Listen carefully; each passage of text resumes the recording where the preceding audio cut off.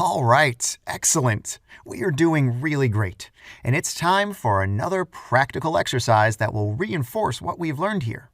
Let's solve it together this time, shall we?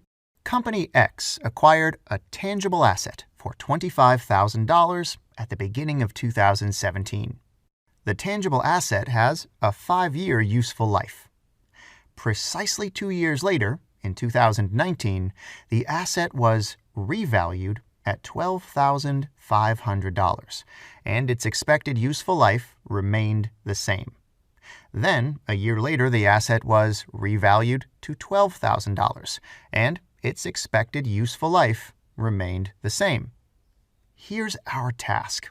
How are we going to account for the asset's revaluation? And what is going to be the difference in the way we account for its depreciation? The first thing we need to do is calculate the carrying value of the asset.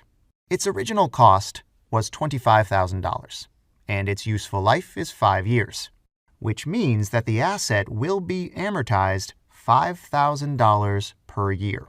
After 2 years, the carrying value of the asset would be equal to $15,000, as a depreciation of $10,000 would be accumulated.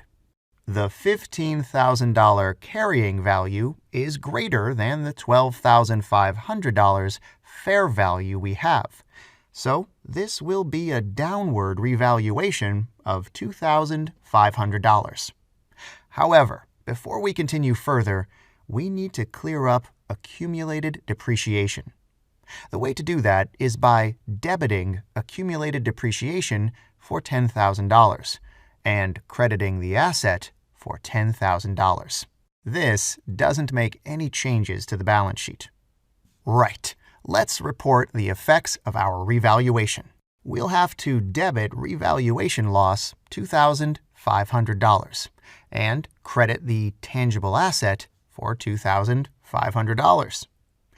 Okay, now we just need to adjust the asset's depreciation expense. It is now worth $12,500 and has 3 more years of useful life. Therefore, we'll depreciate it by $4,166 annually. Hence, the next year's asset carrying value will be $8,334. However, a new revaluation takes place, and the asset is now revalued at $12,000. This is an upward revaluation, correct? Okay. Previously, we registered a revaluation loss of $2,500. Such a loss, according to the principles of conservative accounting, goes to P&L. Instead, when an asset is revalued upwards, things are a bit more complicated. If no revaluation loss has been registered previously, we have to report the upward valuation in other comprehensive income, which is an equity account, in its entirety. It doesn't show up in the P&L statement. If, on the other hand, we've already registered a revaluation loss, which is the case in this exercise, we can compensate for such loss reporting a revaluation income of $2,500 in the P&L.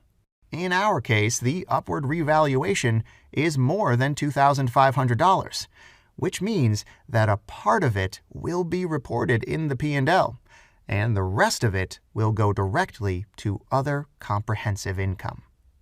To be precise, $2,500 will go to P&L, and $1,166 will go to OCI. Makes sense, right? Before we make any revaluation entries, let's clear out depreciation. We have 1 year of depreciation for $4,166.